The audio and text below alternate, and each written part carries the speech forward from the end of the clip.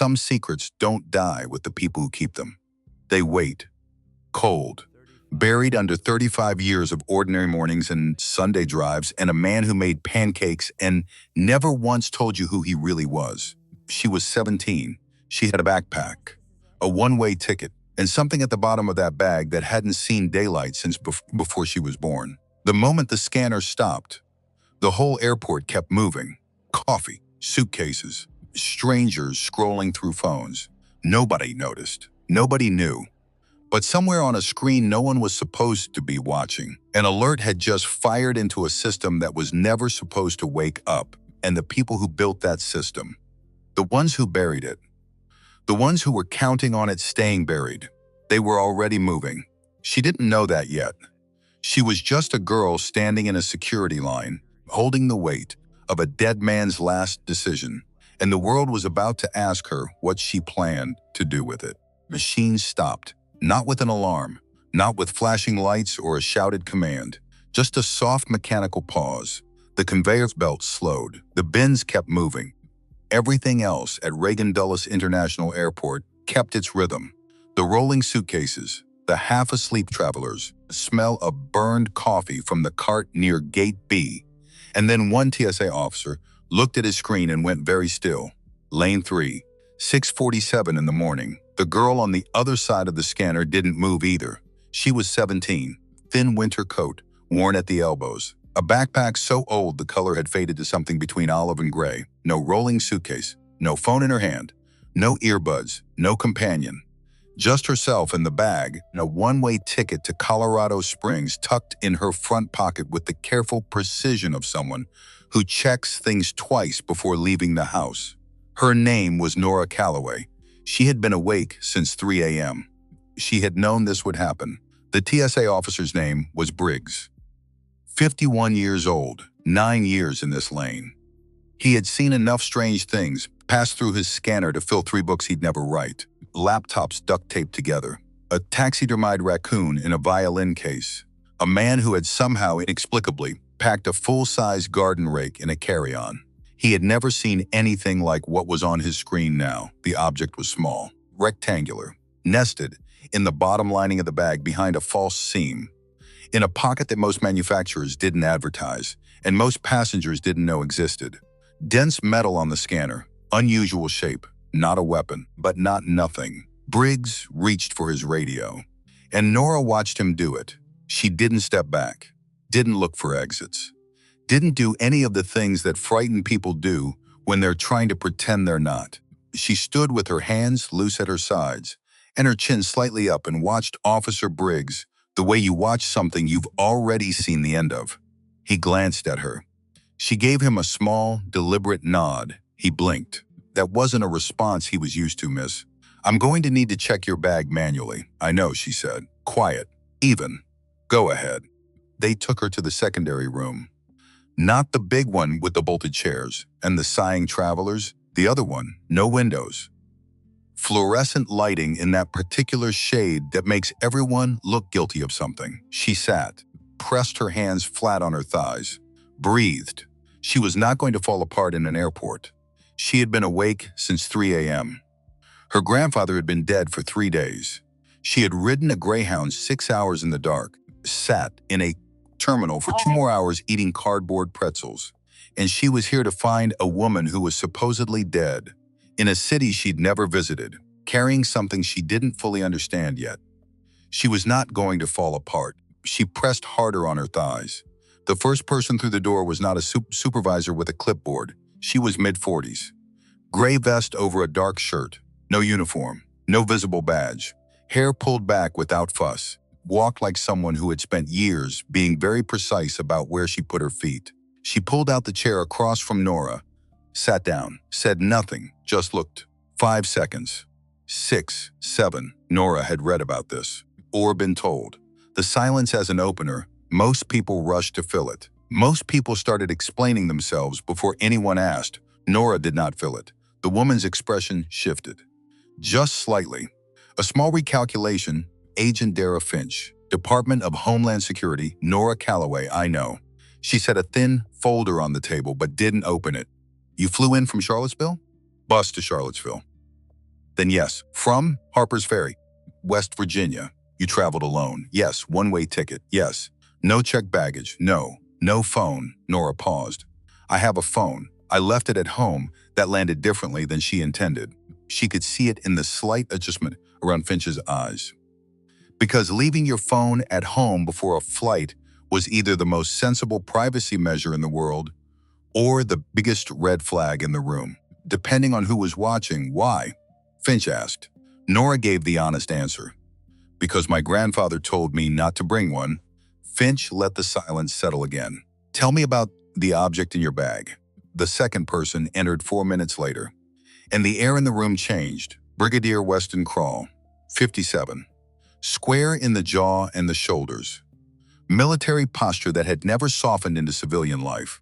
He introduced himself with a handshake for Finch and a nod for Nora, calibrated, neither warm nor cold. He took the chair to Finch's left and folded his hands on the table and smiled in the way that men who have been trained to put people at ease smile when they want to put someone at ease. Very precise smile. Nora filed it away. She told them what she'd been prepared to tell them. The truth, but not all of it. The bag belonged to her grandfather. He'd given it to her before he died. He'd asked her to bring it to someone in Colorado Springs. The person's name? Finch asked. Greta Voss. The pen in Finch's hand stopped moving. 1 beat. 2. Then it resumed. Finch wrote the name down. Her face didn't change. She asked the next question, but the pen had stopped. Nora noticed. She also noticed, because she had been watching the whole time, the way she had been watching her whole life without knowing why, that Brigadier Crawl had received a vibration from his phone about 40 seconds after she said the name Greta Voss, that he had excused himself for a call he had to take, and that he had turned in the hallway completely away from the glass, not to block the noise, to block his mouth. They left her alone for 11 minutes. She counted. Room was the kind of cold that had nothing to do with temperature. The kind that came from surfaces cleaned too often, and lights that gave off no warmth in walls, that had heard too many careful, guarded conversations. She thought about Harper's Ferry, about the snowfall 3 nights ago, the way it made everything outside the bedroom window look like a held breath.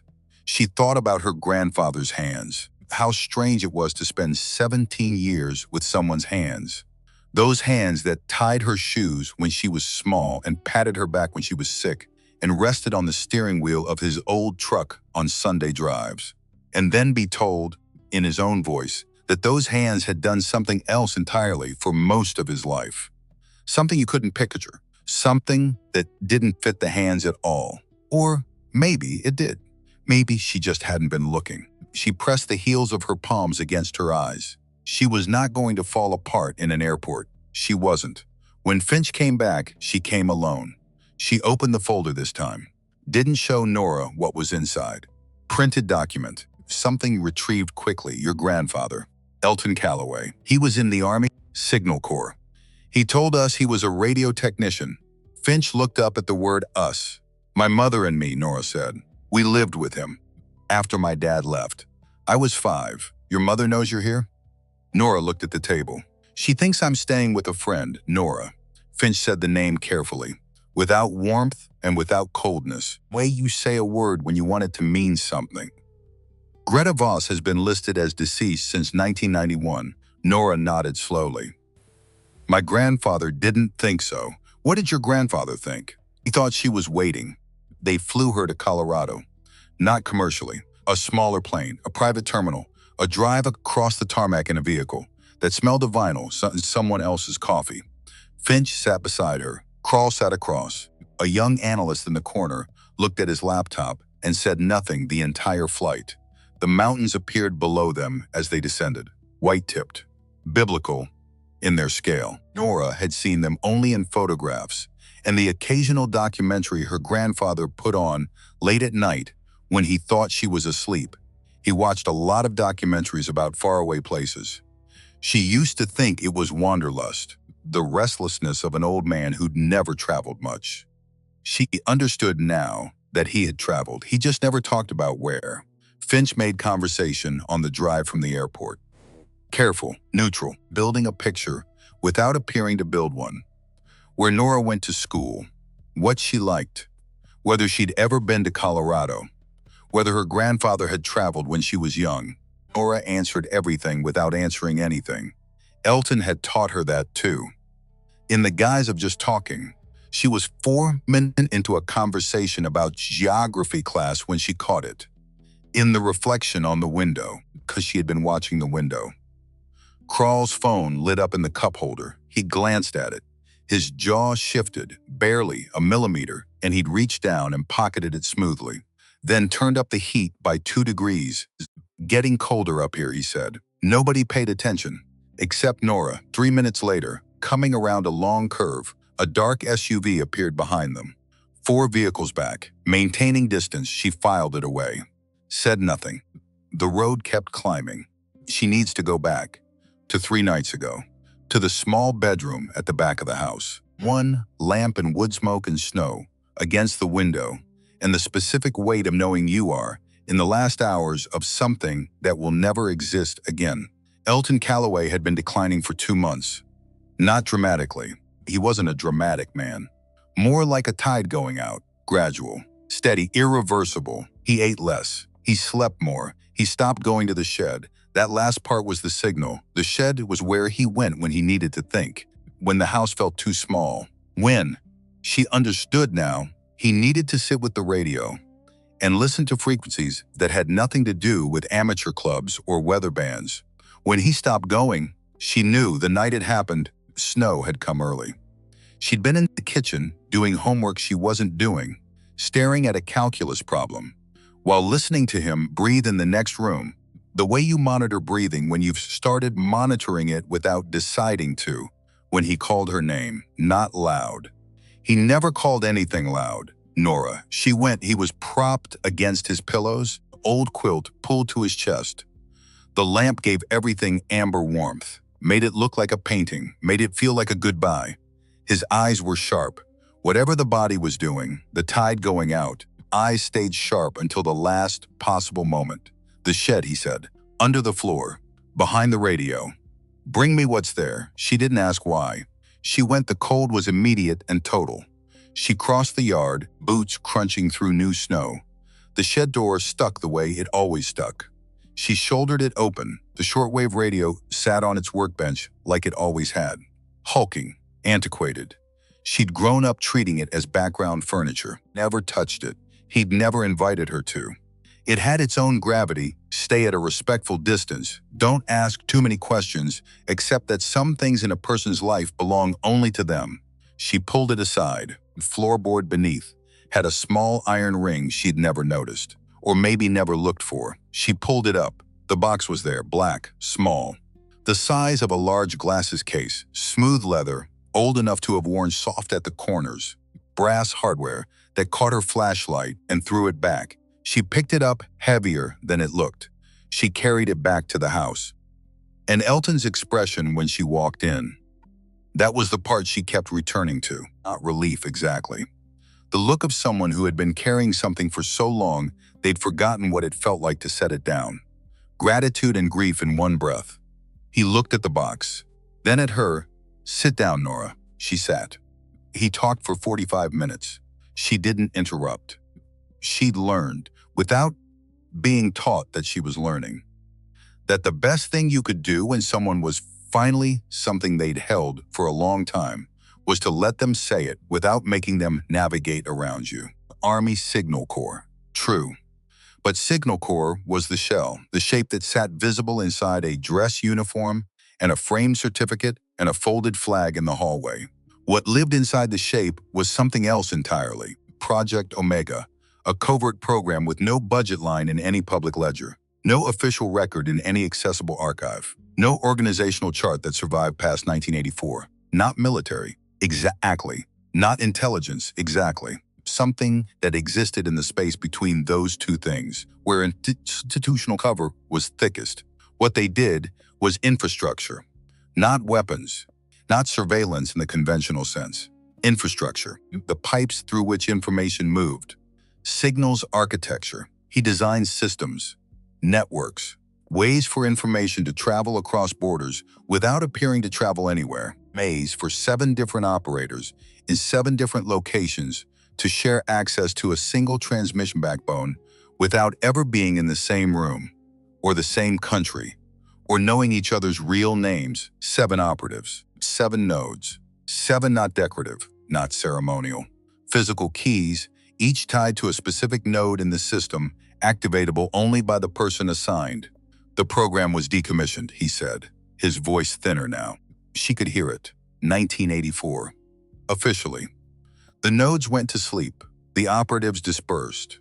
Everyone went their separate ways and agreed not to speak of it and hoped it would stay buried. But it didn't. He looked at her. Not entirely. He told her about Greta Voss, the other half of what Omega did.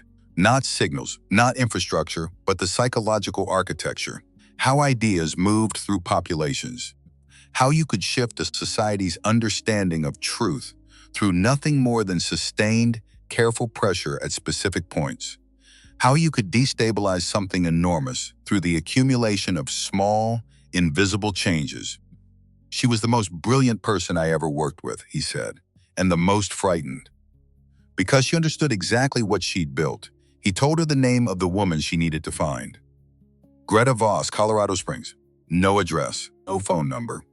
Just the city and the name, because if Greta Voss was still alive, she would be findable by someone patient enough and quiet enough to look. She'll know what to do. Tell her I held it as long as I could. Tell her the time got away from me. She'll understand that? She'll understand. She looked at the box. What is it exactly? The metal. He was quiet for a long moment. I told you. There were 7 operatives, he said. 7 metals. Yes, I designed the system, not just the transmission nodes, the whole architecture. Every access point. Every override. He paused. There is an 8th node. I built it alone after the decommissioning. Nobody knew. Not the program directors. Not the other operatives. Not even Greta, he breathed. It was my answer to a question I kept asking myself. What happens if someone tries to use this system for the wrong thing? What's the failsafe, the metal? Is the key to the 8th node. He closed his eyes. It can do one of 3 things. Freeze the entire system permanently. Restore the safety protocols the program was supposed to have built in but never did. Or, he stopped. Or, give one person total control of everything Omega ever built. Very quiet. That's the version I've spent 35 years hoping nobody ever uses. She held the box very still. Why are you giving it to me? He opened his eyes, looked at her with the fullness of someone who has thought about a question for a long time and arrived at an answer that still costs something to say. Because you didn't ask me that question first, he said. He was gone by morning. She sat with him until the light changed, made the calls that needed making, packed the bags she'd carried since high school, put the black box in the hidden seam at the bottom, tied her boots, walked out the front door of the only house she'd ever considered home. She did not call her mother. She would call her mother later. When she had something to say that wasn't just, I've been living with a stranger my whole life, and I don't know how to explain it yet. The bus left at 4 a.m. She was on it.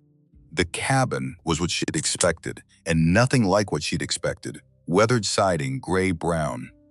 A covered porch with 2 chairs that hadn't been sat in recently. A satellite dish angled at nothing identifiable. Wind chimes at the corner. Small metal pieces that she didn't recognize until she got closer, because the light was wrong. Then she saw bullet casings, flattened and drilled, hung on wire. Something about that detail made her understand, for the first time, that Greta Voss was exactly who her grandfather said she was. Finch moved to the front door. It opened first. The woman was small. That was the first thing. Small and somehow still the largest presence in the doorframe. 71 maybe, silver hair braided low. A face shaped by decades of deliberate stillness. Not blankness, not passivity, but the economy of expression that comes from spending too many years in rooms where your face was information. She looked at Finch, at Crawl, at the young analyst still staring at his phone. Then she looked at Nora, and her eyes changed, not softened, recognized. She looked at where the bag hung against Nora's side, at the way it sat heavier at the bottom left than the right. He kept it, she said. Not a question, Nora said. He told me to tell you the time got away from him. The woman was quiet for a moment. Yes, she finally said. It would. She stepped aside and looked at Finch. The girl comes in. You wait. Finch opened her mouth. I'm not asking, Greta Voss said. Same tone, same volume. The kind of voice that had never needed to be louder. Finch closed her mouth. Inside, the radio was going. Not music. A sequence, numbers, evenly spaced, looping without variation. Nora recognized the pattern in the first 8 seconds because she had grown up hearing her grandfather hum something similar under his breath when he thought no one was listening. She'd always assumed it was a song, old tune he'd forgotten the words to.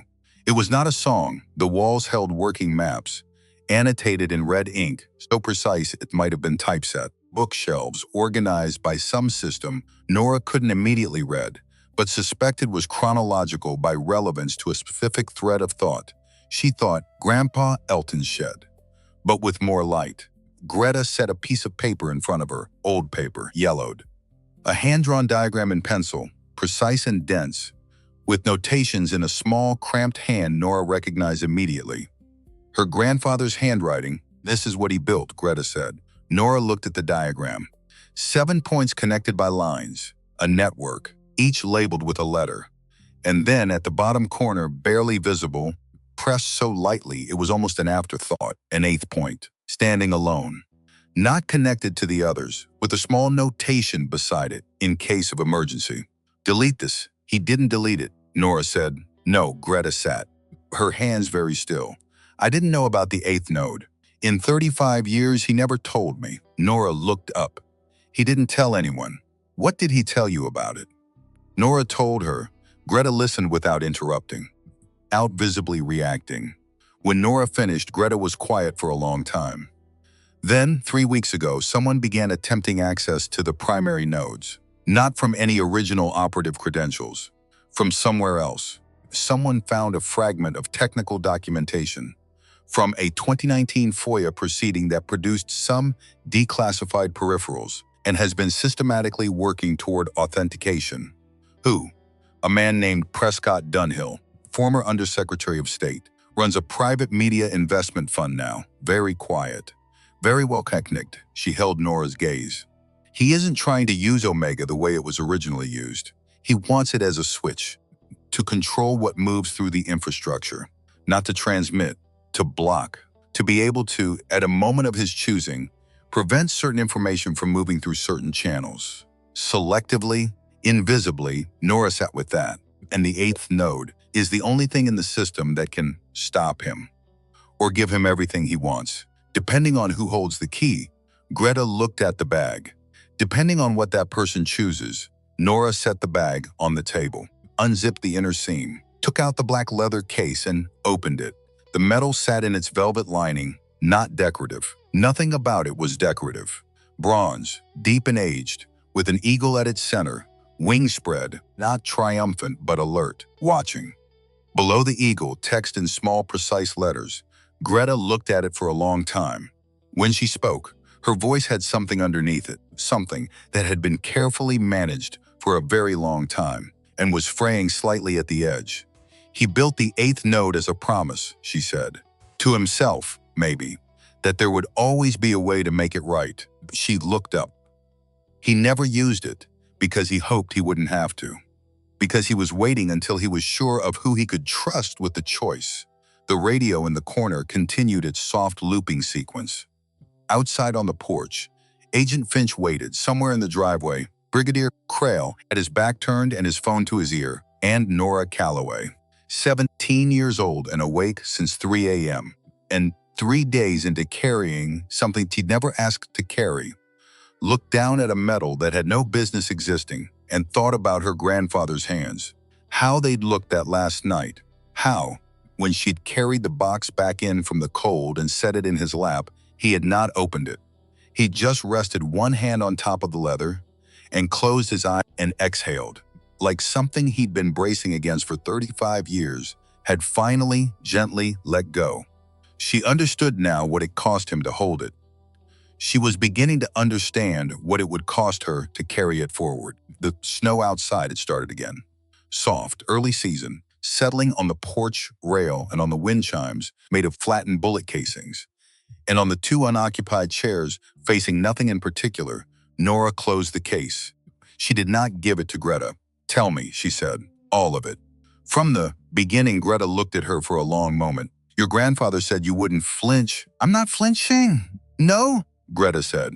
"You're not." And she began. Greta talked for 2 hours, not in the way of someone unburdening herself, in the way of someone who had spent decades deciding what was safe to say and what wasn't. Unlocking a door one bolt at a time, Nora listened. She had learned that from Elton, without knowing she was learning it. The patience, the stillness, the understanding that some things only come out if you don't rush toward them. Outside, the snow kept falling. Inside, the radio kept its soft looping sequence. Project Omega from the beginning. Not the sanitized version in partial FOIA releases, not the rumored version circulating as theoretical case study, but the actual version.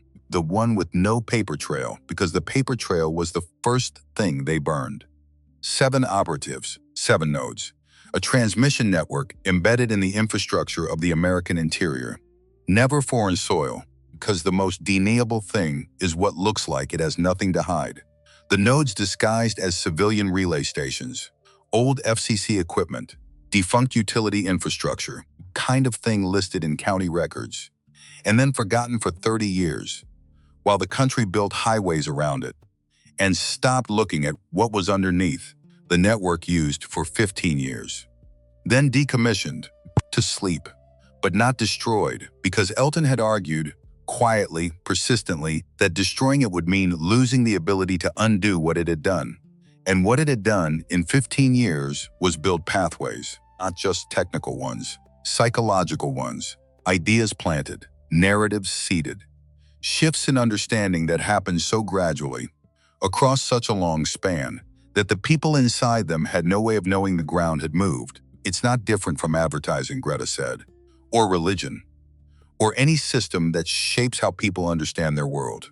The difference is intention. And accountability, she paused. We had neither, and Dunhill found it, a fragment. In 2019, the transmission protocol, not the content, not the operatives, but the method. Enough for a very patient, very well-resourced person to start working backward. How long has he been trying? The first anomalous access attempts appeared 14 months ago. He's been learning the system by testing its edges. She looked at the diagram. 3 weeks ago, he came close enough to trigger the monitoring flag I'd built into the residual system. That's when I knew it was time. Time for what? Time for Elton's key to come out of the shed. They gave Nora a coat. Heavy canvas, military cut, smelled like cedar and old winters. It fit badly in the shoulders. She put it on anyway because the temperature had dropped and she hadn't packed for mountains. She also got a name, Sam Okafor, 38, civilian pilot, currently somewhere between Denver and the coordinates Greta had given him 40 minutes ago. Would meet them at a landing strip outside Loveland. From there, the first node, he knows about Omega? Nora asked. He knows there's a job. He knows it matters. He's been doing this kind of work for 12 years and asks the right number of questions, which is enough to stay safe. Not enough to slow down, Nora thought about that. That sounds like a difficult balance. Most things worth maintaining are. Finch was not happy about the arrangement. She stood on the porch, with her arms crossed and her expression doing the thing it did, not showing anything while clearly processing something, and listened to Greta explain Nora would travel with Sam to the first node, and that Finch was welcome to follow but not to interfere. She's 17, Finch said. Yes, and she's the one Elton trusted. Greta looked at Finch steadily. Which means she's the one I trust. Kroll said nothing. He was looking at his phone again, screen angled away. Nora watched the angle, filed it away. Sam Okafor was exactly what Greta had described, and nothing she had prepared herself for. Tall, the particular kind of calm that came not from the absence of awareness, but from an excess of it. Someone who had processed so much that additional information just got folded in without drama. He met them at the landing strip with a small plane that looked like it had opinions about the weather. a thermos of coffee he handed to Nora without asking whether she wanted any, and a handshake for Finch that was professionally neutral. He looked at Crawl. Crawl nodded. Sam's eyes went to Nora for half a second. Not a question exactly. The decision not to ask one. Ready? He said. No, she said. But let's go. He almost smiled.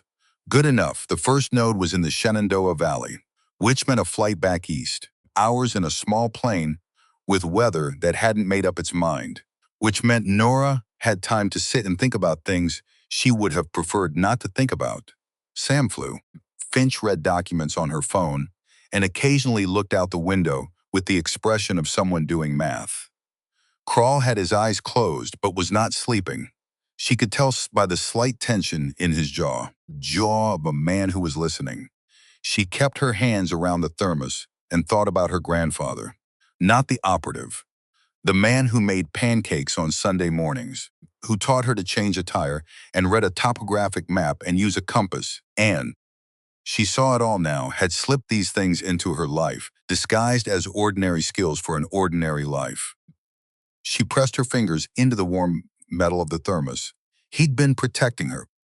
There was a difference between protecting and preparing. There had to be a difference, except she knew how to read a compass, how to move through a room without registering, and how to let silence do the work that words would ruin, and how to watch people without looking like she was watching.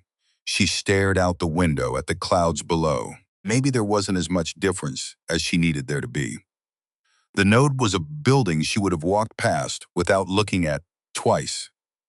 Concrete set back from a county road behind bare-limbed trees, link fence mended in 3 places, and an FCC notice on the gate weathered to illegability. A gravel access road so overgrown in the center, the grass was taller than the tire tracks. Nobody came here. Nobody had a very long time. Sam had parked 200 meters back. They'd walked the rest, just Nora and Sam. Finch and Crawl stayed with the cars. Finch's decision, which surprised Nora until she thought about it.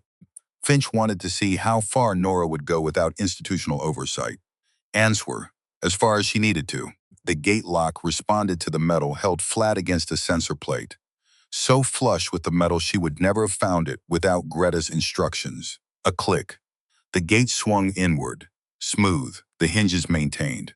Someone had been here. Not recently, but not never.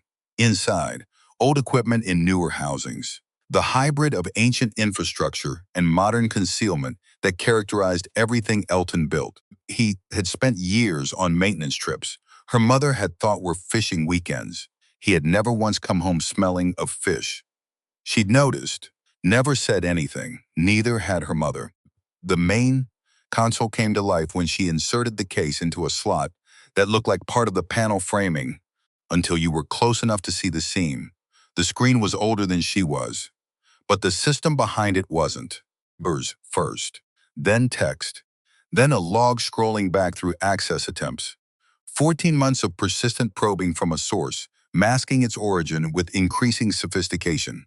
Each attempt getting closer, each one learning from the last. And then, buried in the log, a different kind of entry, not an intrusion attempt, a transmission, originating from a node designation she didn't recognize at first, and then did because it was in the notebook she'd memorized on the flight. Node 4, Roanoke, Virginia. 60 miles from where she was standing, the transmission was a repeating signal, a pattern. She knew the pattern. She'd heard it in Greta's cabin, on the radio. The looping sequence she'd thought was monitoring frequency.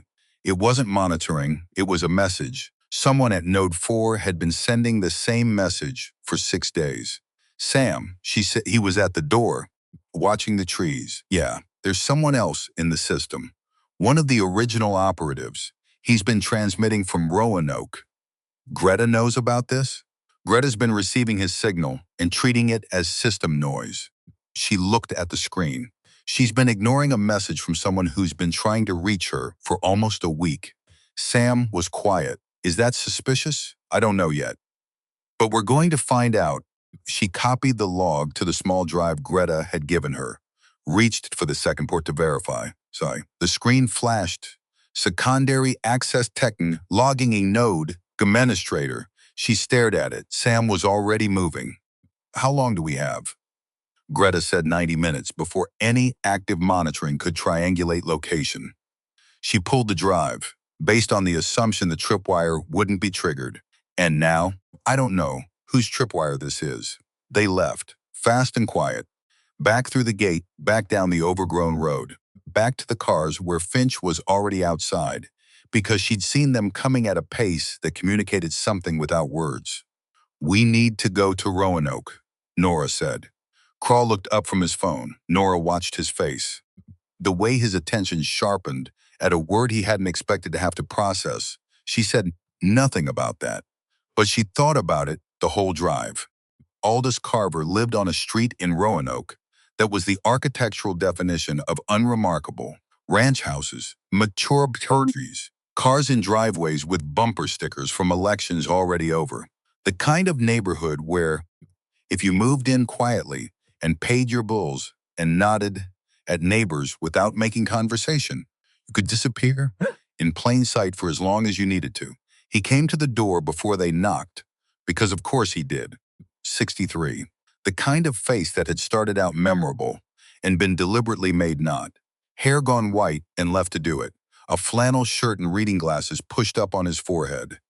Eyes that were, immediately, unmistakably, the eyes of someone deeply tired of waiting for something that had finally, just now, arrived. He looked at Nora. You look like Elton, he said. People keep saying that. Not my face, no. The way you stand. He looked at the case under her arm. Didn't reach for it. Just look the way you look at something you've been thinking about for a long time without allowing yourself to. Come in. He looked at Finch, at Crawl. His expression did something small and complicated. The girl, he said. The others, wait. Finch started to object. Please. Carver said, just the one word, not requesting. Finch looked at Nora. Nora nodded once. His living room was the Shenandoah node, translated into domestic space. Not cluttered, precise. Every object placed with intention. 3 monitors on a desk in specific geometry. A corkboard on the wall with nothing on it, which meant it had recently had things on it that had been taken down. A shortwave radio in the corner, older than Greta's. He made coffee without asking, set 2 cups on the table, sat down. I've been transmitting to Greta for 6 days, I know. I saw it in the log. He wrapped both hands around his mug. She didn't mention it, no, a pause. Aldous Carver. Note 4. You already know that. What were you transmitting? A warning. He looked at the wall. I've been embedded with Dunhill's operation for 14 months. Not by his choice. Mine. I found the edge of what he was building and decided the best way to understand it was to be inside it. He looked back at her. I have been watching a very careful, very patient man reconstruct a system he has no right to touch and documenting every step and trying to tell Greta for 6 days that he is closer than she thinks. How close? Carver reached into a drawer, set a folder on the table. He's authenticated to 3 of the 7 nodes, using fragments assembled over 14 months. He needs 4 to gain enough access to begin the override sequence. Open to the first page. Names, photographs, locations. These are his people, actively working on node authentication. Nora scanned the list. The 3rd name stopped her. She looked at it again. Brigadier Weston Crawl, military liaison, Carver said. Attached to DHS oversight 18 months ago. Clean record, excellent reputation. He paused. Also on Dunhill's private payroll for the past 16 months. Nora set the page down. Because Crawl had been in the car. He had driven her to Greta's cabin. He had known every step she'd taken since Dulles, which meant he hadn't been assigned to help. He'd been assigned because someone needed someone inside, someone who would know, in real time, exactly where the key was going, exactly which node it activated, exactly where the 8th node might be found. He'd been following the key like a compass needle following north. She had been the needle. The coffee in front of her was getting cold. Does Finch know? She asked. Nah, no. Finch is clean. But she's Crawl's institutional cover. He travels with her credibility. Nora looked at the bare corkboard. You took down your materials before we arrived, before the car pulled up. Yes, because you didn't know who was coming. I knew someone was. The node transmitted an arrival signal when you activated it. He looked at her. I didn't know if the right person was carrying the key. And now, he was quiet for a moment. You came to Roanoke. You didn't report to a chain of command. You came directly to the source. He paused. Elton would have done the same thing. She didn't answer that. She wasn't sure how. His timeline, she said. How long before Dunhill completes authentication? Carver looked at the folder. At his current rate, 72 hours, maybe less. If his people work through the night, 72 hours. She thought about the eighth node, about the three options her grandfather had built, about the choice that was now, somehow, impossibly, hers. There's something else, Carver said. She looked at him. The quiet of someone deciding whether to say the thing that costs something. Greta's dead man's switch, he said. The safeguard she built into Vector? Nora nodded. Greta had explained it. An automatic release of classified documentation to 12 independent investigative organizations if the system was activated. The insurance policy. The thing that meant Omega could never be used in silence. It's been compromised, Carver said. Dunhill's fund has acquired controlling interest in 9 of the 12 organizations over the past 3 years. Nora stared at him. Greta knows this? Greta built that safeguard in 1993. She's been off-grid for 30 years. The media landscape has changed considerably. Since then, he looked at his coffee. She hasn't known because she made herself not know. And while she wasn't watching, the net was cut thread by thread. The room was very quiet. The shortwave radio hummed. And Nora thought, Greta doesn't know. Greta sent her to activate nodes, believing the safety net would catch anything that fell. Dunhill had quietly, methodically bought it away. She thought about the drive from the cabin. The SUV 4 vehicles back. We were followed, she said. From Colorado Springs, gray SUV. Yes, Dunhill's contractors. Lost you when you flew out of Loveland. He paused. They'll find you again. How long do we have here? An hour. Maybe 90 minutes, she stood. Picked up the folder. The tripwire at the Shenandoah node. Mine, Carver said. Installed remotely 6 weeks ago. Alert went to me, not to any external monitor. The smallest trace of dry satisfaction. Dunhill doesn't know you were there, she exhaled. One thing going in the right direction. Moved toward the door. Stopped, turned back. There was something she needed to say, and she wasn't sure she could say it without her voice doing something she'd prefer it didn't. My grandfather, she said. The man I knew. Pancakes. The Sunday drives. She stopped. Started again. Was any of it real? Carver didn't answer immediately. The man I knew inside Omega, he said quietly, spent 15 years building something he came to be ashamed of, and then spent 35 years making sure it couldn't anyone else. He met her eyes. Everything he put into you, Nora. Everything he built in that house. That wasn't cover. That wasn't operational. He paused. That was the whole point. She stood there for a moment. The thermos Sam had given her was still faintly warm in her jacket pocket. Okay, she said, and went back out. Finch was leaning against the car, arms crossed. Looking at the street, with the expression of someone doing math and not liking the answer, Crawl was 20 feet away, facing the other direction, on his phone. Of course he was. Nora walked to Finch at an angle. The natural arc of someone heading to the car. Nothing intentional about it. She stopped beside her and looked at the same stretch of street. I need to show you something, she said quietly, not looking at her, not here, and not when Crawl can see the folder. Finch's body language didn't change. How urgent? 72 hours until Dunhill has enough access to start the override. One of the people in this document is standing 20 feet away. A pause, very long. Then Finch said, in the tone of someone confirming a suspicion held very carefully for a while, there's a diner 2 miles east. I'll say I need coffee. Fine. Don't let him see you watching him. I haven't, Nora said. Finch glanced at her sideways. Just barely. No, she said. I don't suppose you have. The diner had been in that building since 1962 and looked it. Red vinyl booths, counter with spinning stools, coffee always fresh because it was always being replaced. Butter in decades, Crawl had stayed with the car. Finch's suggestion, framed as routine, and Crawl had accepted it, with the ease of a man with no reason to object, or his own reasons for wanting them gone a few minutes. Nora and Finch sat in the back booth. Nora set the folder on the table.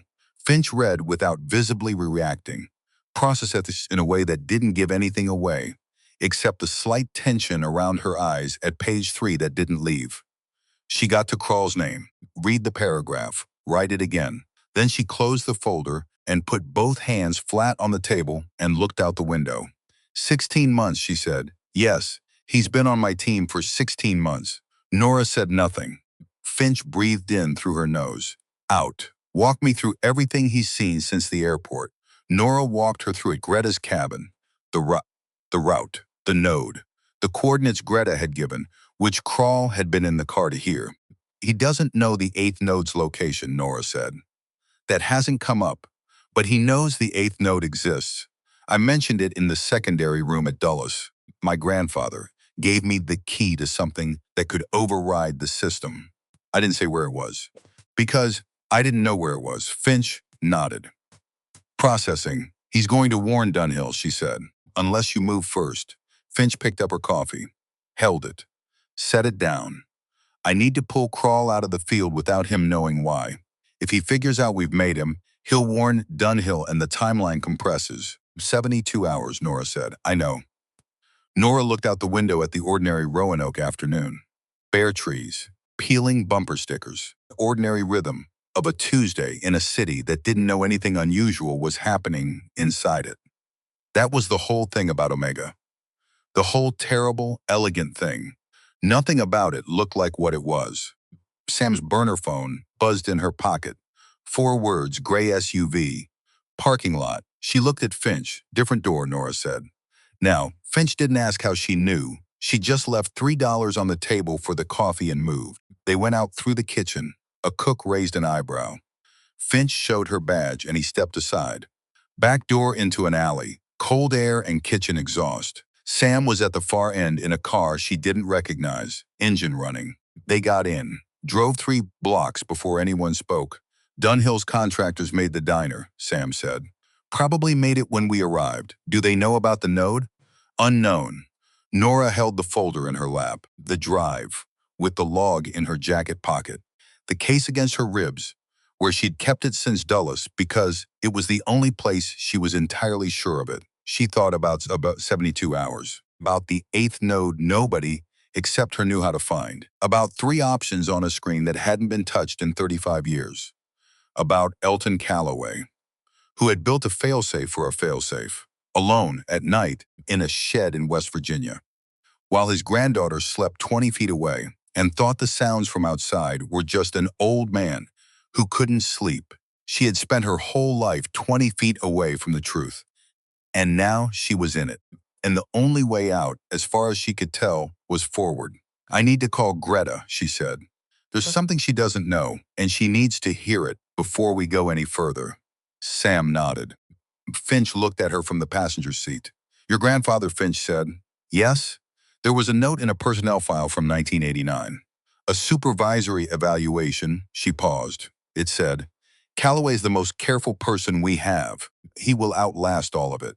The car moved through the afternoon. The mountains stayed blue on the horizon. And Nora Calloway pressed her hand flat against the case under her jacket and thought, Grandpa, I'm starting to understand. She called Greta on the satellite phone. Carver had pressed into her hand as they left. Not a question, not a hesitation, just placed it in her palm and said, use this, not the other one. She didn't know how he knew about the other one. She didn't ask. Greta picked up on the second ring, which meant she'd been close to the phone. Waiting, Vector Norris said. A pause, what about it? 9 of the 12 organizations. Dunhill's fund has controlling interest. The dead man's switch still exists, but if it fires to a barrel he owns. Silence, long silence, the kind with texture. The kind where you could hear someone not breathing then. When? The acquisition started 3 years ago. Carver has the documentation. Another silence. Then Greta said, very quietly, I built that safeguard in 1993. I know, I checked it regularly. Through intermediaries who were checking the organizational names. not the ownership structure underneath. A breath. Yes. The word landed the way words land when they confirm something the speaker has just realized they should have thought of years ago and didn't. Not accusation. Just the sound of a very intelligent person recognizing the shape of their own blind spot. Greta, ask, did you know I would be flagged at the airport? The silence this time was different, smaller, denser, and in that difference, Nora had her answer before Greta spoke. Yes, Greta said. She told Sam to pull over. He did. Gravel shoulder, bare trees on both sides, engine idling. She sat in the silence for a moment. Finch turned from the passenger seat and waited. Greta flagged me, Nora said. Before I went through security, she knew I'd be carrying the case. She knew the serial number would trigger the level 4 alert. She looked at the phone. She needed the metal logged into the system, not just present. Logged. Because the logging event created a timestamp that allowed her to triangulate the 8th node's location through the residual signal. Finch was very still. She used you. She used me to find something she needed to find before Dunhill found it first. Nora paused. She wasn't wrong about the goal, but she didn't tell you. No. Finch looked at the windshield. That's manipulation, Nora, I know. A pause. She also taught me everything she knew for 6 hours and put me in a position to understand what Dunhill is doing and why it has to be stopped. She turned the phone over in her hand. She's not the villain, but she's not entirely the hero either, Sam said quietly. Is anybody? Nobody answered that because the answer was complicated and the road was getting dark and they had 68 hours left. She called Greta back. I need you to tell me the rest, she said. All of it. Whatever you held back, Greta told her. The node in the Blue Ridge, the specific ridge, the access road, building registered under a shell company Elton, had established in 1987 under a name that nothing to anyone who didn't know what they were looking for. She told her what the node could do. All 3 options, more specifically than she had in the cabin. The exact mechanism, the exact sequence, the exact consequence of each choice. And then she said, whatever you decide, Nora, I won't interfere, can you? A pause. No. The 8th node responds only to that key, only to whoever carries it. A breath. Elton made sure of that. Why are you telling me now?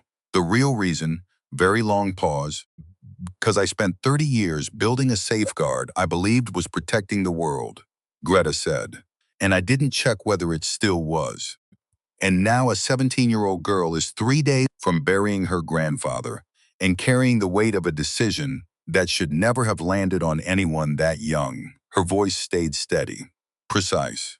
But underneath it, far underneath, something long managed was fraying slightly at the edge.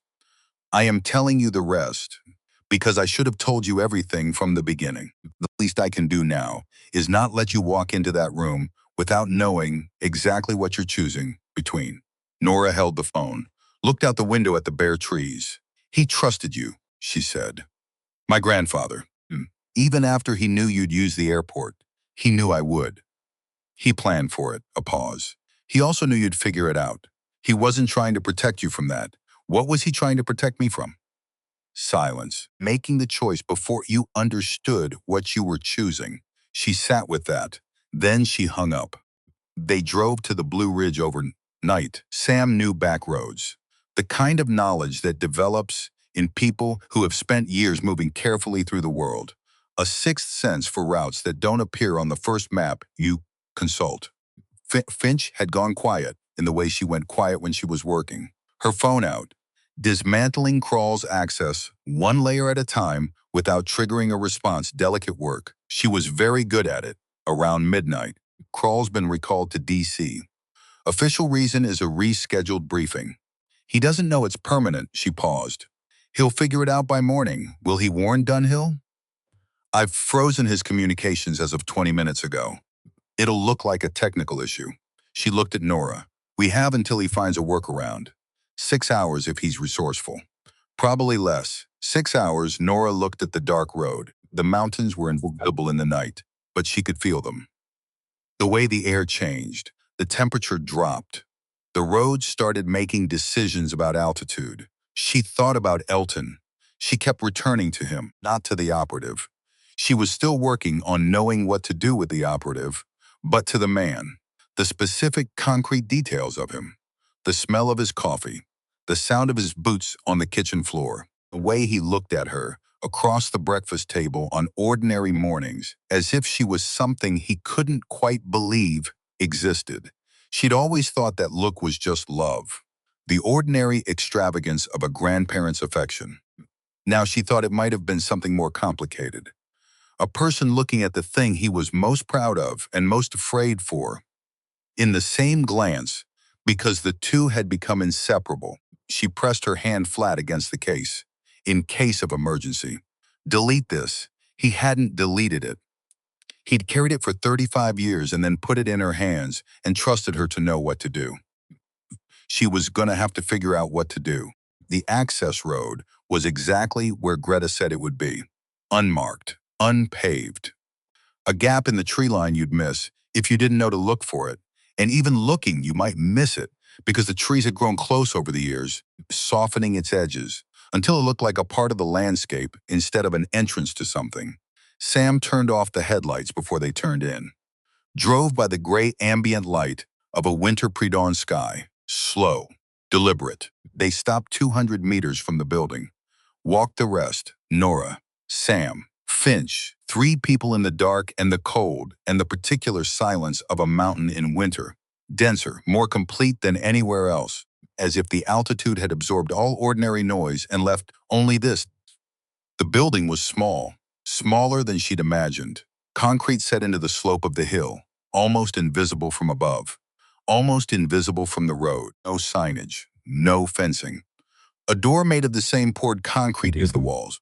They seemed so tight it looked like solid wall until you were close enough to see the outline. And a slot in the surface, exactly the right size. Didn't hesitate. She'd made her decision, somewhere in the dark miles between Roanoke and here. Without ceremony, without drama, without any single moment she could point to as the moment it happened. Just a gradual settling. Way a heavy thing finally comes to rest. She inserted the case. The door opened. Inside, smaller than the Shenandoah node. No old equipment here. No hybrid of eras. Just clean lines, precise construction, a workbench, a single server unit, a monitor mounted at standing height. This room Nilton had built entirely himself. She could see it in everything. The handwriting on the labels, the way the cables were routed, not the way infrastructure professionals routed them, but the way her grandfather organized things in the shed. The same logic, the same grammar. The monitor came on when she stepped close. 3 lines of text. White on black, termination protocol, permanent system shutdown. All nodes, all access. Irreversible, restoration protocol, rebuild dead man switch. Escrow, 3 independent trustees, conditional release. Transfer protocol, full system control, single operator. Requires key possession and vocal confirmation. Below the 3 options, a cursor. Blinking, and at the bottom of the screen, a font slightly different from the others. Slightly more personal, slightly less official. A line she recognized the grammar of immediately. If you're reading this, you already know what not to choose. She stared at it for a long time. Sam had stopped at the door. Finch beside him. Neither came further, neither spoke. They understood, without being told, that this was not a room they should enter. She was alone with it. Here is what she knew about termination protocol. It would end this, all of it. Permanently. Dunhill would lose his target. The nodes would go dark. Omega would cease to exist in any functional sense. With it would go the last mechanism capable of triggering any accountability. The last thread connecting 35 years of classified history to any form of public reckoning, clean, final, and a little like running away. Here is what she knew about transfer protocol. She was 17. She was in the Blue Ridge Mountains at 5 in the morning, and she had been awake for most of 3 days, and her grandfather had been dead for less than a week. She was not going to give herself complete control of anything, no, not even a consideration. Which left restoration protocol. She thought about Greta's dead man switch. The original design, the logic, not a weapon but a deterrent, not control but accountability. The idea that the system could only stay honest If there were independent witnesses capable of blowing it open, 9 of 12 gone, but not all 12. 3 remained, and restoration protocol didn't rebuild the old structure. It built a new one. Independent trustees, individuals with legal standing and verified independence, placed in escrow, under conditions requiring unanimous agreement to either release or suppress. A 3-person key, no single point of failure, harder to buy than an organization, harder to compromise than a media company. Not impossible. Nothing was impossible. She'd learned that in the past 4 days. But harder. And harder meant longer. Longer meant more chances for someone to notice. More chances for something wrong to become visible before it became irreversible. She thought about what Elton had built and why. Not to use. To ensure it never had to be used. An 8th note as a promise. That there would always be a way to make it right. And she thought, this is what making it right looks like. Not perfect. Not clean. Not finished. Just the most right available in a world where perfect isn't on offer. Which was maybe the definition of every important decision anyone ever made. She looked at the cursor. She typed restoration protocol. NET to D. The screen shifted. A new prompt appeared asking for trustee designations. A mechanism requiring 3 names, 3 sets of contact information, a verification sequence. Greta had given her 3 names before she'd hung up. 3 individuals, identified over 3 decades as genuinely independent. Journalists, not institutions, people, not organizations. Nora entered them. The citizenship. Then it asked for a confirmation phrase. She hadn't known this was coming. She stood in the silence of the small concrete room and looked at the blinking cursor and thought about what her grandfather would have said. Not as a spy, not as an operative, as the man who made pancakes on Sunday and drove her down county roads pointing out birds. She later looked up in the field guide he'd left on her bookshelf. She typed, "The quiet ones carry the most." The system ran for 11 seconds, she counted. Then, restoration protocol complete. Escrow active. No terminating. The screen went dark, the server powered down. Not dramatically, not with a surge or a spark.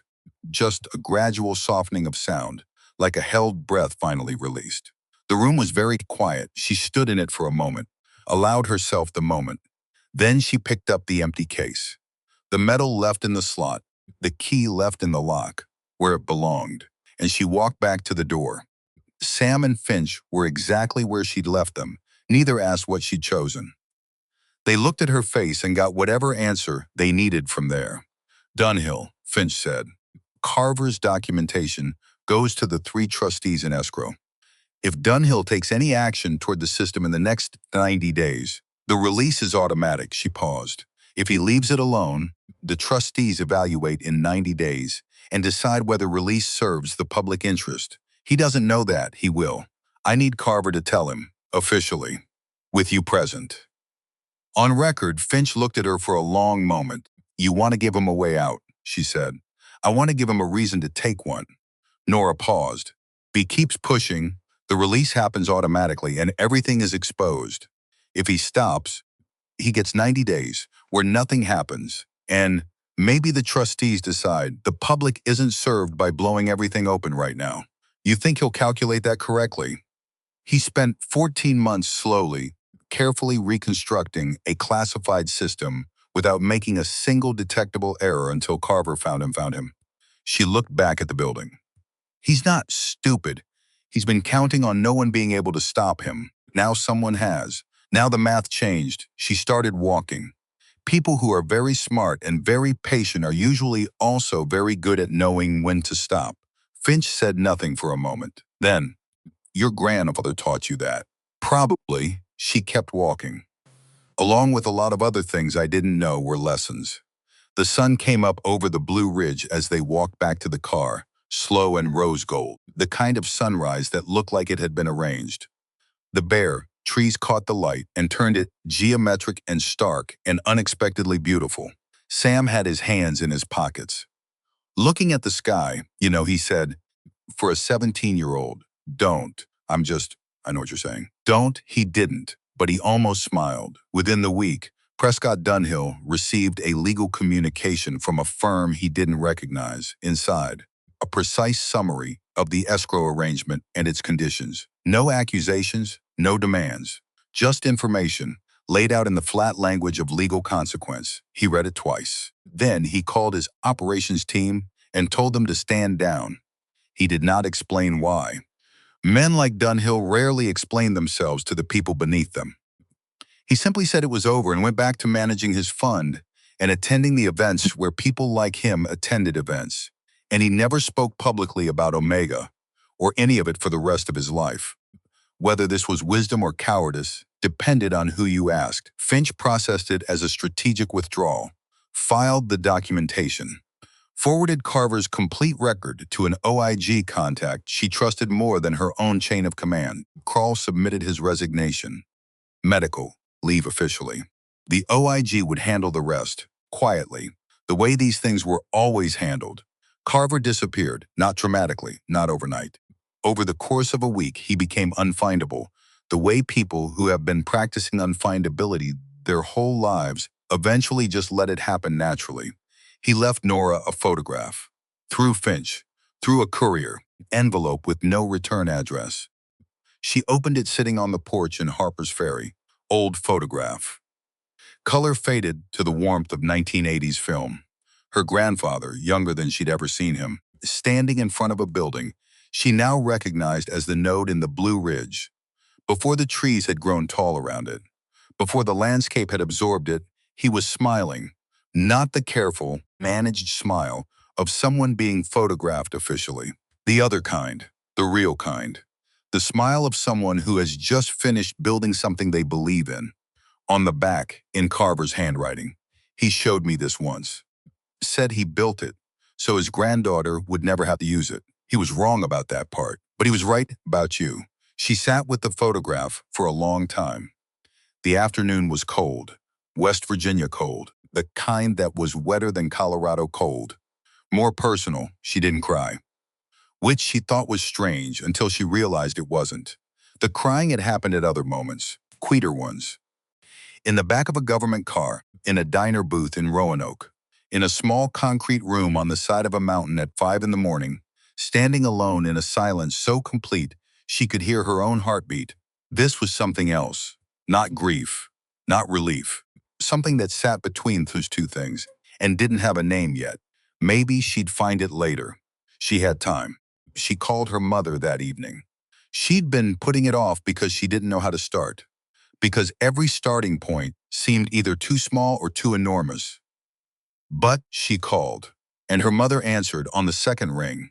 "Mom," Nora said, "I need to tell you about Grandpa." Her mother was quiet for a moment. "I think I've been waiting for this call for a long time."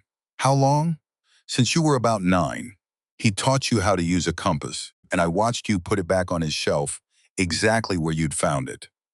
And I thought, no 9-year-old does that without being taught to." Nora was quiet. "I didn't push," her mother said. "I should have pushed. He was protecting you." "I know. That's what makes it complicated." A pause. "Tell me." So she did. She told her all of it. Not quickly, not all at once. She sat on the porch, the house both grown up in, and watched the dark come down over the hills and talked for 2 hours. Her mother listened the way Nora had learned to listen, without interruption, without rushing to fill the They were, she supposed, alike in more ways than she'd realized. Which made sense. Which was, in its way, most Elton thing of all. That the most important thing he'd passed down had nothing to do with signals architecture or classified programs. It was just this: the patience, the attention, the willingness to let something complicated take as long as it needed to. She heard her mother cry once, quietly, somewhere around the part about the shed and the radio and the hidden floorboard. Not dramatically, just the sound of someone adjusting to a new shape of something they'd loved for a long time. "He loved you," Nora said. "All of it. It was real, I know," her mother said. "I never doubted that part. I did. For a minute, and now?" She looked at the dark hills, at the tree line meeting the sky, invisible in the winter night. "No," she said, "not anymore." She went inside after they hung up, put the kettle on, moved through the kitchen the way she'd moved through it 10,000 times. Around the corner of the counter, past the chair that always sat at an angle. past the shelf by the door. She stopped at the shelf, the field guide, the old compass, sitting exactly where she'd returned it at 9 years old. She picked it up. The needle swung, settled, pointed north. She held it the way she'd held the case, not clutching, just holding, just acknowledging the weight. Then she put it in her pocket. The kettle started to whistle. Outside the window, the hills were still there, blue and bare, and exactly where they'd always been. Put. Unchanged. The way things are when they've been there, long enough to stop needing to prove it. She stood at the window for a moment, about her good thought, building something in the dark, alone, in a concrete room on the side of a mountain, making sure that if everything else failed, there was still a way to make it right. He'd built it so she would never have to use it. She had used it anyway, and she thought maybe that was the point all along. Not that the choice would never have to be made, but that when it was made, it would be made by someone who understood what it cost. Someone who'd been prepared without being told they were being prepared. Someone who returned the compass to exactly where she'd found it. The kettle was whistling. The hills were still there. Nora Calloway, 17 years old, made herself a cup of tea, sat down at her grandfather's kitchen table, and opened his notebook to the first page. She had a lot of reading to do, and for the first time in a week, she had time. Somewhere in the margin of the notebook's first page, in handwriting so small she almost missed it, Elton Calloway had written something that wasn't code, wasn't cipher, wasn't operational, just a line. One line. The quiet ones carry the most. But the weight was never meant to be theirs alone. She read it twice, then she turned the page and began.